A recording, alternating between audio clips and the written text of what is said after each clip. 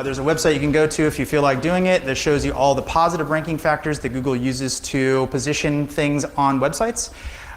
If you go to that website, it'll basically say do things like have lots of backlinks into your site and make sure that the text on the page is very easy to read and that kind of stuff.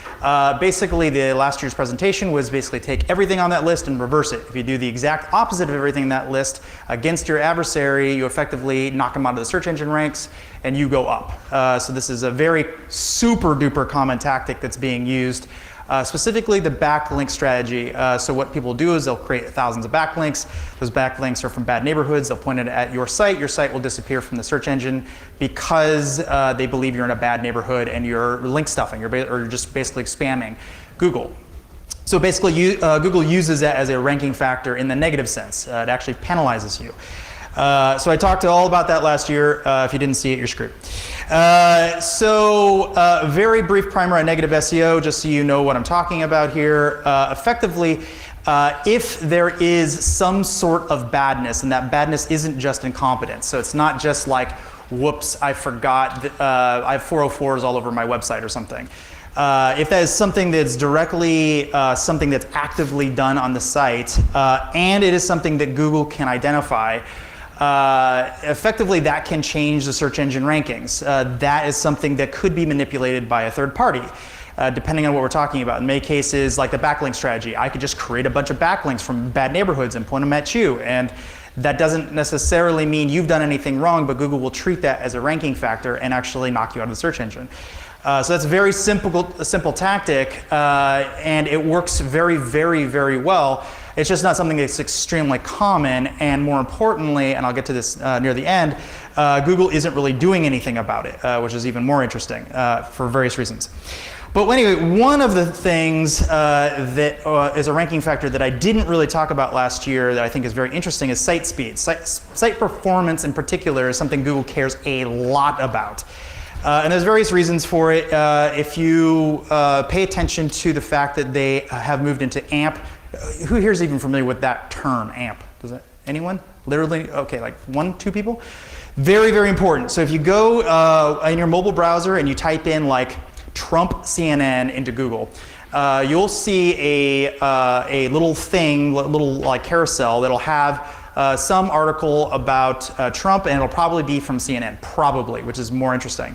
If you swipe to the right of that, you'll probably see something from Breitbart. If you swipe again, you'll probably see something from MSNBC or something. And you keep swiping, and you won't see CNN anymore.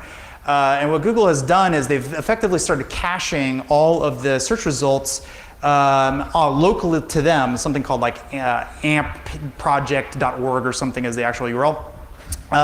And so effectively they're saying we can serve your content faster than you can serve your content, which causes all kinds of downstream problems. For instance, things like analytics, unless it's Google Analytics, big surprise, don't work.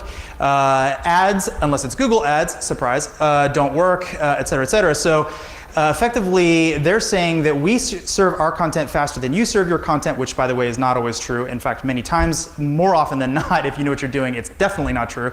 But it doesn't matter. They believe that they're better at it than you, and they'll bump you up in the search engine results. Therefore, everyone starts using AMP. Therefore, it is a viable method to get yourself up in the search engine ranks. And the reason why Google cares so much about speed is they believe that when a user goes to a website, they expect that site to load extremely quickly. If it doesn't load quickly for whatever reason, there's a sort of non-zero chance that what's really happening is that the user will get bored or abandon or think Google itself is broken. Because if you click on a link and then it takes, let's say, 20 seconds for the site to load, you're still sitting on Google most of the time. Like your browser doesn't refresh. It's just it's still loading, trying to pull that other content in most cases. So people who don't understand how the internet work will assume that Google's less trustworthy and that that search result isn't good. Not that the content could be perfect. It could be exactly what they're looking for, but many times, more often than not, it will give them the appearance or impression that that content is bad because it's just no data there whatsoever from their perspective. They'll bounce, they'll go back to the home page, and that is a signal, that bounce, the fact that you go back to Google is a huge signal to Google that that site is not reputable or isn't the kind of data that the user is looking for, regardless of whether it is or not, is irrelevant. So they focus very heavily on site speed. They want the internet to be extremely fast so that people use it more often, and they use Google more often because Google makes money on ads. Last year, I got the impression that Google was trolling me. I really thought Google just legitimately didn't believe what they were saying and they were just screwing with me, because they do this pretty regularly in other contexts. But in reality, I think that they truly actually believe that negative SEO doesn't exist, which is just mind-boggling. It's because it's provable. It's actually something you can actually test. You can do it yourself on a microcosm. It is absolutely, definitively, 100% true, a reality, and it's a reality that your marketing team is probably facing right now and you just don't know about it. But I really believe that they were just screwing with me, to not use French. But no, it turns out that I think they honestly believe that they're right and everybody else on the internet is wrong, which is crazy. So they're just very dangerously out of touch, and I have proof. So this is a letter that I received secondhand from a very, very high-end SEO guy. Like I'm friends with some of the best SEOs in the world, like the head of marketing for Condé Nast, the head of marketing for CBS Interactive, the head of marketing for Chicago Tribune, like the head of growth at Facebook. Like I know all of these people. I'm friends with all of them. So they'll send me stuff because they're very interested in what we're working on in the security space. So it's very symbiotic. But anyway, I asked them, like, have you ever seen anything like Google talking about this in any context? And yes. So this is a snippet. So how this conversation happened, a little backstory. This particular SEO was working on a particular site, and it was noticing some sort of issue with regard to ranking structure, and he was believed very heavily that there was a negative SEO campaign because everything else was correct. And keep in mind, this guy's a very good SEO, so he knows what he's doing. It's not like he's just like fresh off the boat or something. And so he basically said, hey, will you please take a look at this, to one of the head guys at the search quality team, Gary Iles, I guess, I don't know how you pronounce his name. But effectively, what they more or less said, their response was, they don't have any penalty, algorithmic or otherwise. I didn't dig into what it might be, but they probably should look elsewhere. And then pointed it upwards and said, this is effectively boilerplate text that I send to everybody in the approximately 200 negative SEO reports I've received in the past. This is what I keep sending to them, more or less, right? So out of 200 things he's looked at, he's never seen it, ever. Which is really interesting for a variety of reasons. But more importantly, what he's basically saying is, I didn't bother to check. I looked at our console. I didn't see anything obvious. That's probably not what it is, which is really, really fascinating. So I'll get back to that in a bit. So if Google is being negligent, which I think it really is, and, about the fact that this exists and not researching it themselves, which is even more interesting, I think that we can, as a community of people who want to affect other people's rankings within the search results, could theoretically leverage this to our advantage, right? So this is an attack. And I'll get to the more interesting parts about why this is a very interesting attack later on. But so let's start with something very simple. So first of all, one of the ways that you can start probing into how to screw with their site's speed and site performance is looking what else is running on that box, and also looking at where they're really located.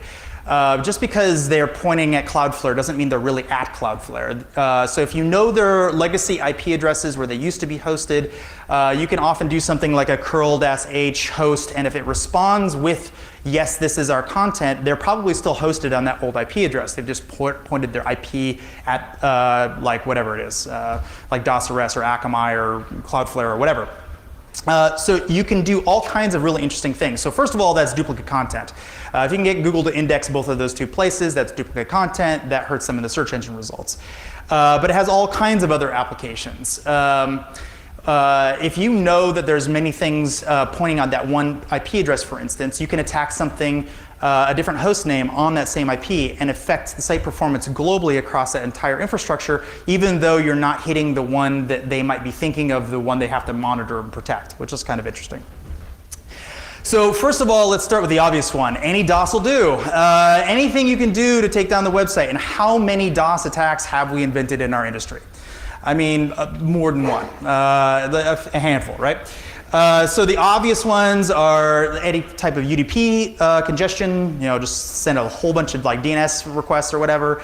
ICMP, do a whole bunch of ping requests. We got the old-fashioned SYN flood, like that stuff just works. And don't forget about amplification attacks, because you can do all of that stuff and just like makes other people do it on your behalf. And this works great because effectively what you're doing is you're taking down the site speed, the reliability of the entire infrastructure for extremely low amount of money. We're talking like literally, you know, a couple of bucks. We're not even talking about the more sophisticated stuff like some of the stuff that Matthew Hansen and Jeremiah Grossman did back in the day with like banner advertisements. You don't even have to do that. And that was really cheap too. That was only like $5 to take down Akamai. That's like crazy cheap, right? So ironically, one interesting thing about UDP is UDP congestion messages are one of the ways that Google measures site speed performance. So if they see UDP congestion coming back, they know that that site is probably not being able to handle whatever load it's under, so that they should slow down their crawl volume. And they should probably start treating you as an unstable website if they start getting like no reply, for instance. So you can actually use UDP congestion messages yourself to check how well your DOS attack is working from Google's perspective, which is really hilarious. You can use their own method of tracking against them, which is amazing. Okay, so Slow Loris, if you guys don't know what it is, you may leave the room now. But anyway, Slow Loris is a denial of service attack that I wrote a while back, which actually will be interesting in a second here. But there's a really great video if you've never seen it. It's really hilarious how well it works. But the reason why Slow Loris in particular is very good, and possibly Rudy as well for this type of attack, is you're not necessarily taking down the rest of the infrastructure. So if they're doing other types of uptime monitoring, or if they're logged in and trying to like do stuff on the box, it won't affect the box at all. But the website will be offline, and that's all you really care about. In fact, you can even do some really interesting things, like you can like allow Slow Loris to open one socket or whatever. So it will still get one thread through, but only one thread through. So it'll be very spotty, like it'll be up and then it'll be down, it'll up and down, even though it's under attack the entire time.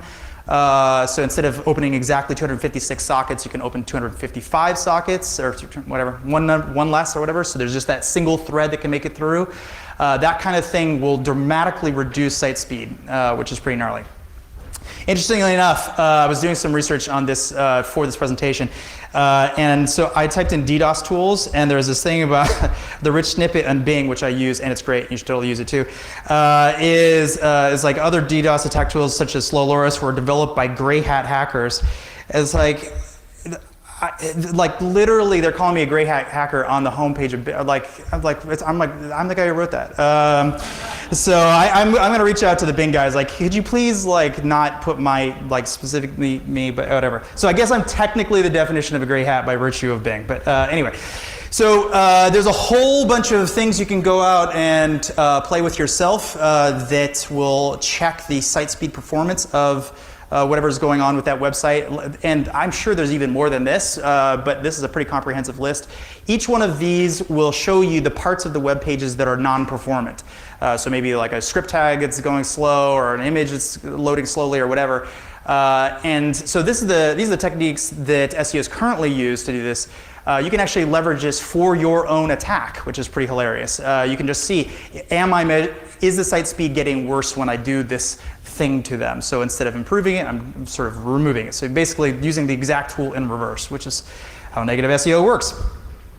So another thing you can do is you can actually leverage the components of the web page against the attacker. So last year I might have talked about this a little bit. There is a technique you can basically put, anytime they have a banner ad that's on the web page, you can just make that banner ad, if you control it, load extraordinarily slowly.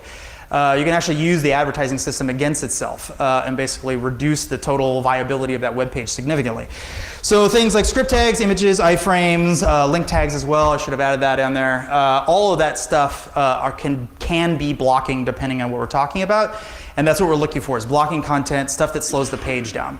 So I invented something that could actually be leveraged for that. I'll talk about that in a second.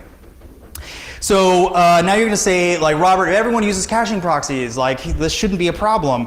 So that's sort of true and it's sort of not true. First of all, what you're really trying to do is make the entire site slow. So certain pages are just literally non-cacheable, like things like login pages sometimes, search pages and that kind of stuff. So you can make parts of the site slow even if you can't make the whole site slow, which is kind of interesting. And also, even if it's cached, and this is the important part, the embedded content isn't necessarily cached as well. If you control the embedded content, even if the home page is cached, it doesn't matter because you're pulling in this piece of JavaScript remotely. That thing isn't cached because it's under your control and you can slow the entire page down. So once you've broken in somehow, let's say, to the website and injected this little piece of image tag or iframe or whatever, you can effectively close that down. So your caching proxies do not matter in this context. One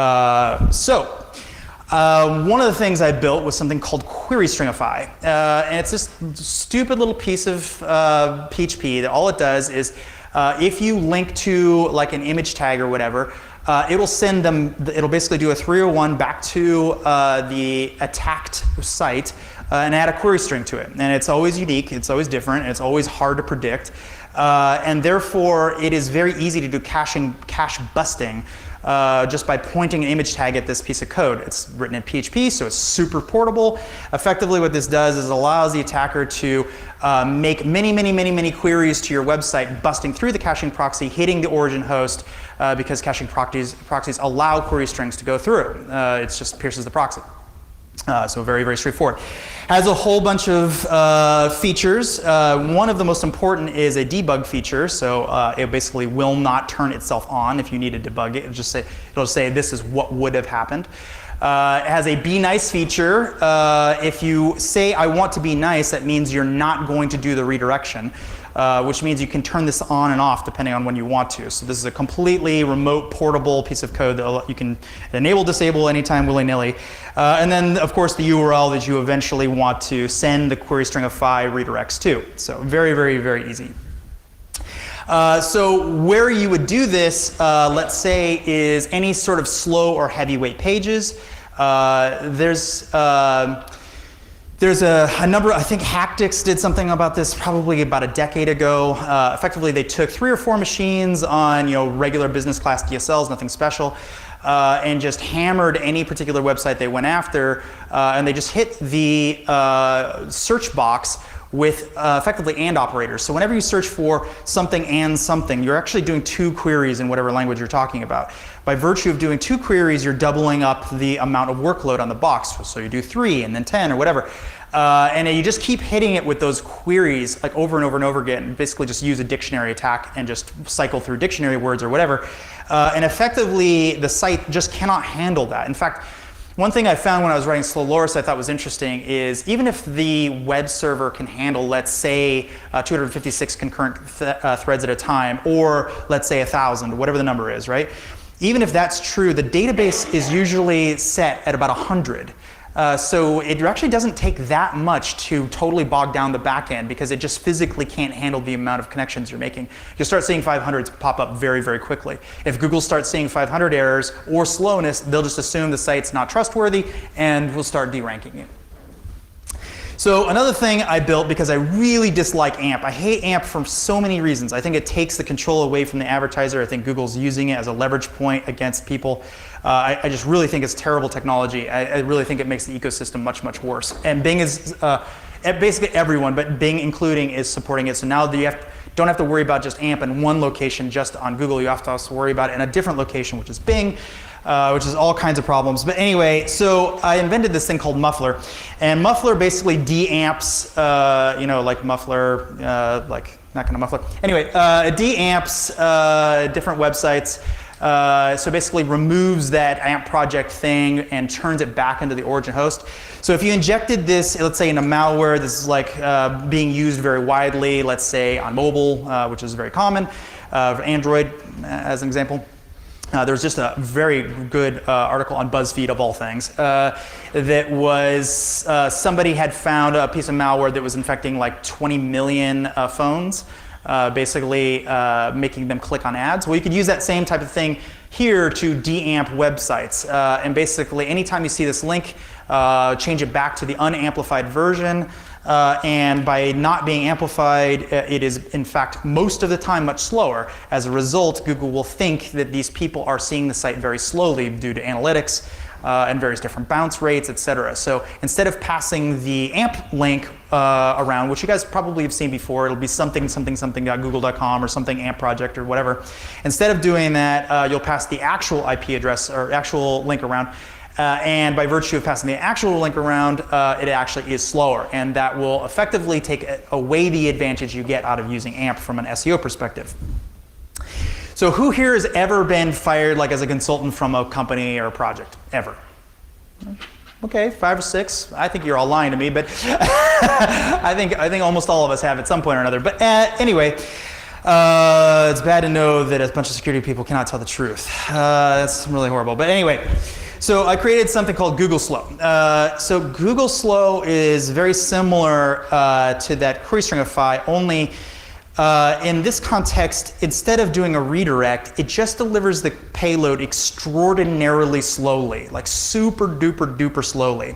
And there's a whole bunch of different settings that you can use. Effectively, the most important part about this is to understand, like, it doesn't necessarily have to impact all companies everywhere or all users visiting your website or whatever. It really only has to impact Google. Google's the only one who needs to see the slow content, because what you're trying to do is get Google to believe this site is untrustworthy and slow. So effectively, there's an IP address or CIDR block. Once you put the CIDR block in there, it effectively will make it so that only Google IP addresses will ever see the slowness. So if somebody is like checking their site, it's like, no, it's nice and snappy, everything's good, but it isn't, not from Google's perspective. So it works with things like image tags, link tags, iframes, etc. And anything that's blocking or makes the page load slowly or largely or whatever, where the crawler, which by the way, for those of you who don't know, is using Chrome 41 or 42, I can't remember, which is way, way, way out of date. Anything that makes the page load very, very slowly from Chrome 42's perspective, let's say, will effectively make the search engine crawler assume that that site is untrustworthy and slow. So one thing to understand about Google Analytics is it is really, really poorly designed, like super bad from our perspective, from a security perspective, super, super poorly designed. It is literally just a piece of JavaScript that lives on a web page and determines various attributes about a piece of page. So what is like literally security 101? You don't trust user input, right? This is one of those things where you don't actually have to even go to the website to impact Google Analytics. Google Analytics is just a website that you're hitting. Now granted, it's designed to be included in a page, and most people don't understand that you don't have to go to the page to go to the content that the page is linking to.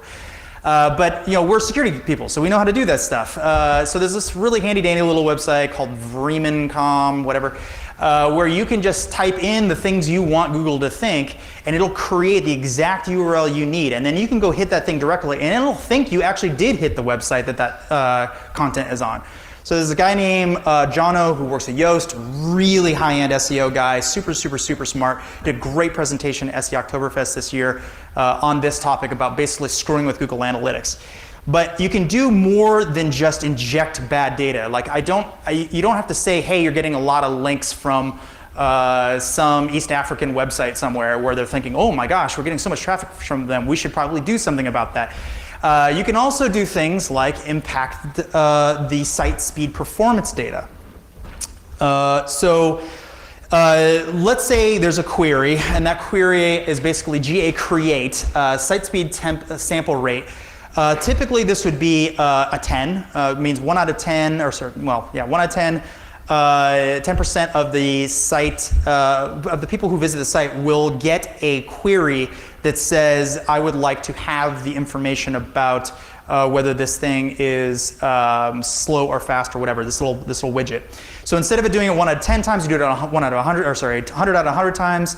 And that means that effectively every single site hit you get will respond back with this little 1x1 image, pixel image that they use for site speed performance, right? So now you can say, hey, Google, just give me all of this pixel data, right? I want it all.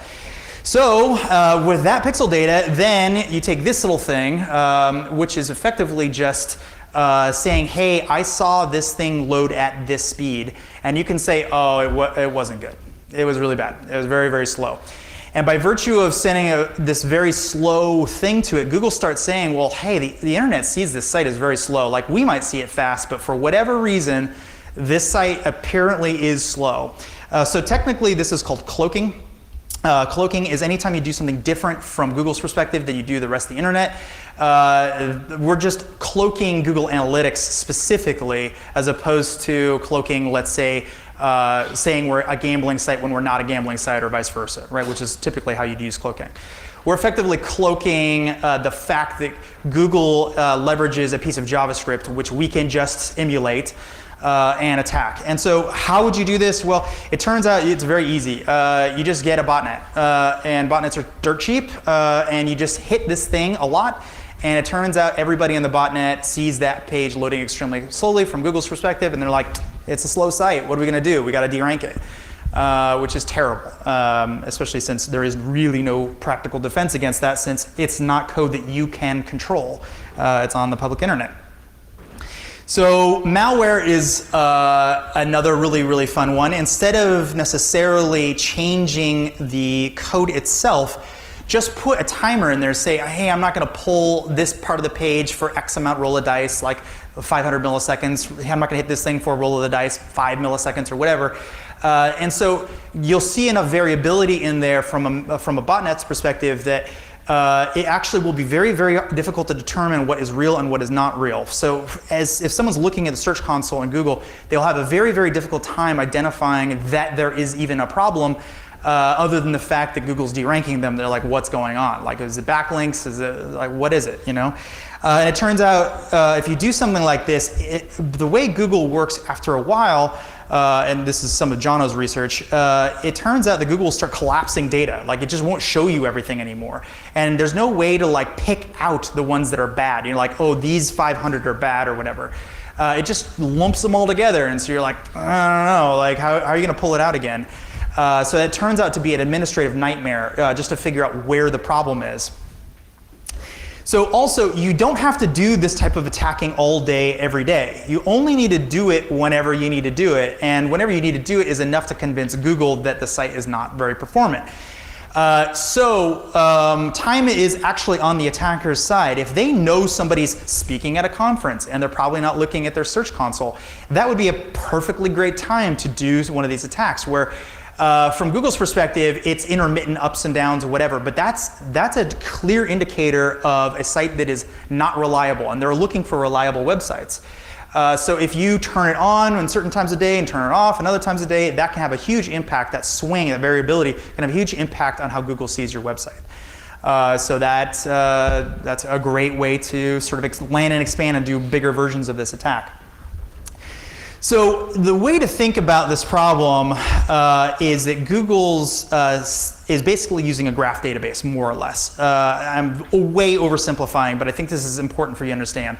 So if there is one vulnerable node in the network that I can use or leverage and attack, effectively it'll impact everybody else that's linked to that vulnerable node. Which is really scary, because that means that even if you are doing the best possible thing and you have all your ducks in a row and everything's perfect on your website and you monitor everything and you're not using Google Analytics in that way, and somehow you manage to prevent someone else from creating their own Google Analytics on your behalf, even if all that stuff is true and it all works perfectly, it doesn't matter if I can take out everyone that's connected to you, everyone that's giving you link equity, everyone that's pointing to you. If I can take them down, or enough of them down, or the most important ones of them down, I'm effectively degrading the importance of the links that they're sending to you. So let's say I get 10 value from this site and 50 value from this site. And that's the total amount of links I get on the internet. Like, this is a very important site, this is a sort of important site. This one goes down from 50 to 10 again. These sites are not worth that much. I'm not getting that much link equity. So therefore, if I attack that site, it is impacting my website. See what I'm saying? Does that make sense? Is everyone following that? All right, if you're not following that, none of this else is going to make sense, but whatever. Google's search engine no longer works in the traditional sense of PageRank. I don't know if you guys all know that or not, but it's very important. It no longer uses the old-timey way of just saying, hey, there's like 10 links and those 10 links are pointing to me and that guy's worth a lot, that guy's worth not a lot, or whatever. It's much, much, much more complicated now. Now they're using something called RankBrain, and RankBrain is AI, and everybody loves AI. And AI is really hilariously broken for all kinds of reasons. But people will legitimately say things to me like, well, like a lot of the things you're talking about, well, they're not using PageRank anymore. They're using this AI thing. The AI thing should be able to recover and figure out what the real link equity should be. These are people who don't understand AI and love Google. And I can't stand either of those people. So the problem is AI is dumb. It's really, really dumb. Like imagine the dumbest person you know and you feed them a certain amount of information and they cannot deviate from that knowledge. It's really terrifying, and everyone's starting to use it, and it is very gameable. And so I will give you examples. So number one, who remembers Tay? Microsoft Tay? Like 2 people? Ooh, worth talking about that. All right, so Microsoft had this AI, and of course, the very first thing they did is they put it right on the internet. The number one thing you always say, like, what did we learn from Terminator? You don't like just plug it in and just like have at it, right? It's just a terrible, terrible design. Anyway, so they had this chat bot that was just designed to like talk into like a 14-year-old girl or 15-year-old girl or something's voice on the internet. And instead of putting it like in a microcosm where there's like trusted individuals or something where they could test it out, make sure it was working okay, they put it on Twitter. Has anyone ever visited Twitter? Yeah? Those people are fucking horrible. I'm on there. I'm one of those horrible people. It's terrible. And so very, very quickly, Tay became extremely racist. Extremely racist. And it was talking about, you know, killing some races and not liking races, and it was very, very, very bad. And it was a disgrace for Microsoft. They took it offline within a day. And so what did we learn from Tay? We learned you probably shouldn't release your artificial intelligence and just let it go on the public internet. That's probably not the right thing to do. But now what do you see? Like fucking everything's AI and everything's connected to the internet and all of it is terrible. It's really, really poorly designed. I can say this, I'm on the advisory board of an AI company. It's terrible. Anyway, so I'll give you an example of how gameable this is in a microcosm, where an individual, one person on the internet can have a direct impact on the functionality of a single AI expert system. So who loves ads on their Facebook feed? Yeah, all of you? Oh, there's one. Well, you can close your ears now. So basically, I hate ads for all kinds of reasons. I think they're abusive and tracking us and horrible things. Horrible people doing horrible things.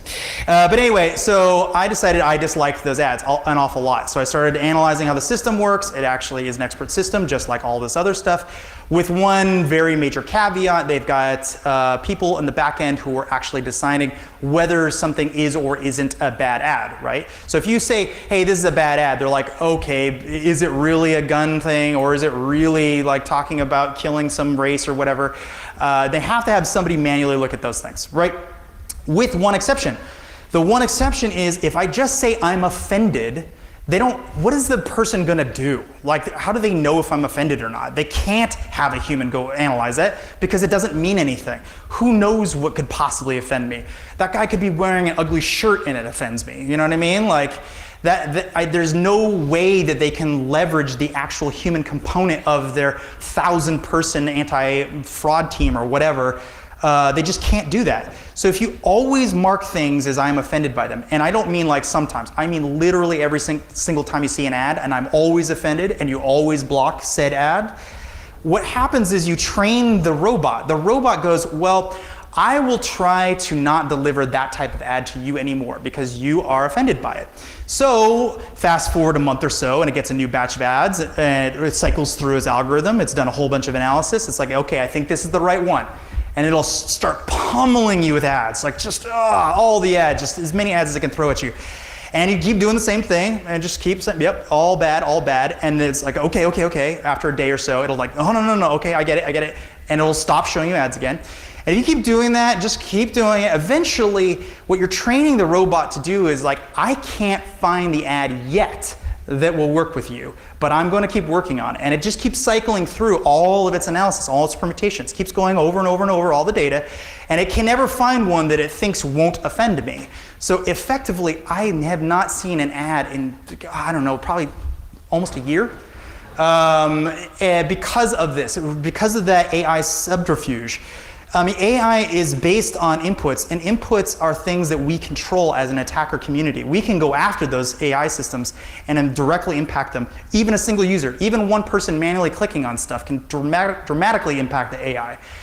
So Google is literally the exact same boat. They're using the same people practically. I mean, it's like, and now that thing is in control of our rank brain effectively. And so it is just as vulnerable as Facebook and every other expert system I've seen that takes user data or TAE or anything like that. Here we have Microsoft, Facebook, and Google, right? If they can't get it right, why do we think anyone else can get it right? But here we are. Anyway. So I think it's really important to go back and think about what that Google engineer said. I think if you really dissect the words, I realize it's a little kind of bad form to dissect someone's words so carefully, but I think it's important that we all think about this. I'm paraphrasing here, but this is the important part. Referring to the website, they don't have any penalty. Keep in mind, there's a penalty that they're thinking this has to be a penalty, which is very important. Algorithmic or otherwise. What that means is there's an algorithm that has decided that there's a lot of negative links coming into this, or someone did a manual penalty, so there's a manual review team of thousands of people working at the Googleplex, actually technically all over the world. And by the way, that team has been infected by black hat SEOs who just want to see how it all works. So that team is not doing what they think they're doing. But anyway, I didn't dig into what it might be. Now, this is super duper duper important. Now imagine you guys are sitting there at a console inside the Googleplex, and by the way, these people who do this job are not well paid. Like, you'd be surprised. They make like way under $100,000 a year. You'd think like people who are controlling everyone's destiny on the internet would be at least making 100 grand. No, I think probably like closer to 70 grand doing this job. So you're a 70 grand analyst sitting there, and you've been delivered some tools by some Google engineers. And those tools basically give you a couple pieces of data. They say whether there has been a penalty, what type of penalty that is, whether it has been, whether there is some other sort of linking problem with it. So basic search quality, basic stuff that they'd see in the search console. And that's it. That's all you get. So everything else at that point means you have to go and open your browser and go there and click on stuff and like actually review links, which takes thousands of hours. I mean, to manually review all of the backlinks across a site it's got to be thousands of hours for an average like medium-sized business or something.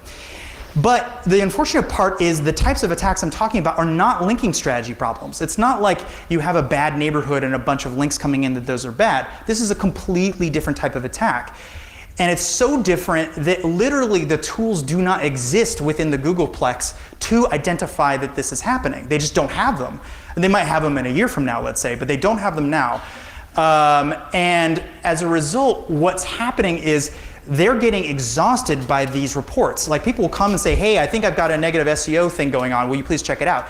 And they're like, okay. They do the work, and they've done it 200 times. Let's say that number's correct. And every single time it's been a red herring. It's been nothing, or at least nothing from their perspective. Nothing that the search boxes that are sitting in front of them will allow them to see. Which means that they are trusting the expert system. They believe TAE. You understand what I'm saying? They believe that their expert system is actually accurate and is actually giving them correct information about the linking strategy. They don't know what's going on, and they've stopped checking. They're not even checking anymore. He said, I didn't bother to check. This is terrifying.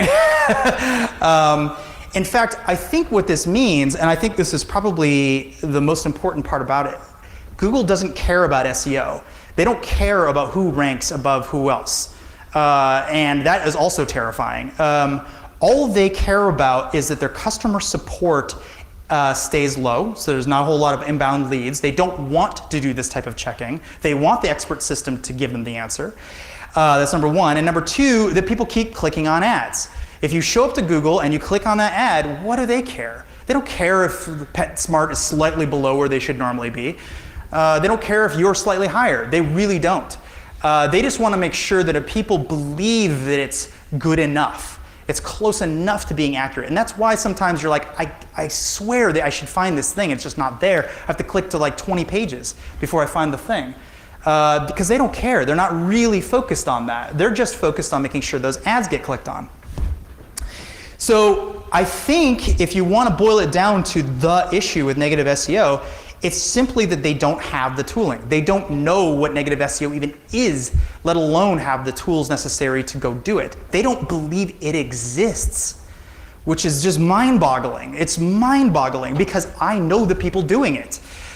These people actually legitimately exist. In fact, I was on a phone call like 2 days ago with a guy who focuses on this exact kind of thing. So this definitely exists. I mean, his primary job is cleanup work, of course. You've got to clean it up and then, you know. But I think it's very, very important to realize that they just don't have the tooling necessary. They're looking for malicious backlinks only. They're not looking for whether somebody's site is slightly slower today. They're not looking for, hey, somebody magically put in these like really incomprehensible like $10 words all over the site, so it's just not readable anymore. They're not looking for that type of exploit. They're not even thinking in that direction, nor could their expert system ever come close to being able to identify it even if they tried. It's just too complicated. So Google is dumb. They're dumb because their technology is outpacing their limited human intelligence. They don't have the tooling nor the people necessary to identify why the tooling is failing. And those people are way underpaid, so it's crazy, like super underpaid. So why would they? I mean, why would you go out of your way to go dig into thousands of links for one SEO alert? Like, who cares? Just let them deal with it. Clean them up. Yeah, it'll sink a couple companies here and there, but they don't care. It's not like it matters to them or something. So the lesson learned, if SEOs continue to send red herrings, things that aren't negative SEO or appear to be negative SEO but then actually turn out to be something completely unrelated, like just a bad linking strategy or something, effectively Google will have more reason to deny that this thing even exists. They will continue to believe it doesn't exist, and they will fight us if we ever try to say, no, it really exists, like we know the people doing it. So they'll keep disclaiming negative SEO, which gives the attackers, the attack community, a very viable way to take out competitors like your site, for instance. And so that is my presentation for the day. But if you have questions, feel free to ask. But also if you want the presentation or the code, feel free to ask or just send me an email or whatever. Any questions? Yes?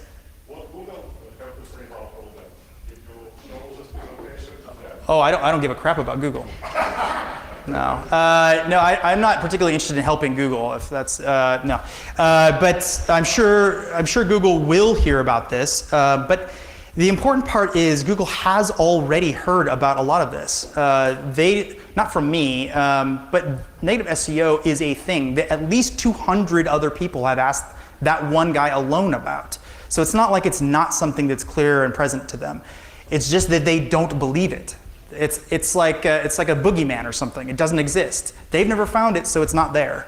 So regardless of the information I put in front of them, they still don't have the tooling necessary to identify it, even if they wanted to identify it. They just don't have it. It just doesn't exist. My explanation was a little bit different. I'm not a big fan of Google tools and how their support works. They're trying to make sure that bots are talking to you, not humans, and that's why you can solve anything. Mm-hmm. Right, so I'm busy on that. Right? But like my question was, like, if they fire back trying to file a lawsuit against you, saying that you're making a false statement or something, do you have factual data? Oh, I'm not worried about getting sued by Google. No. No. They're so high that they don't care about you. Well, they should, but no, I don't think Google's in the mood to sue a researcher over something like this. And frankly, the kinds of people who would have to get involved to sue me over this, they would make themselves a target in other ways for the kinds of people who love this type of presentation. Yes. Any other questions? Yep. Yes. Robert, so what do companies do to prevent being a victim of negative SEO? Are there any steps that can be taken? There's a number of things. So monitoring your own, well, so the short answer is no. The long answer is, of course, individually on any individual type of attack scenario, yes. For instance, if I start submitting everybody's resume in a particular company to another company and they all up and get out of their desks and leave for the day and nothing happens there, the defense looks completely different to that than it looks to this, you know what I'm saying? And the problem with negative SEO is it is effectively anything I can do to make you not rank. And so if the thing you're not doing today to rank is not writing a blog post or whatever, because you're just too busy doing other things, that the defense to that looks completely different than the defense to this. So just talking about the defense to this for a second. The short answer is you need to be checking your site speed performance in two completely different ways at all times. Number one, you should be using something like one of those 20 tools or so that I posted on that 5th slide or whatever.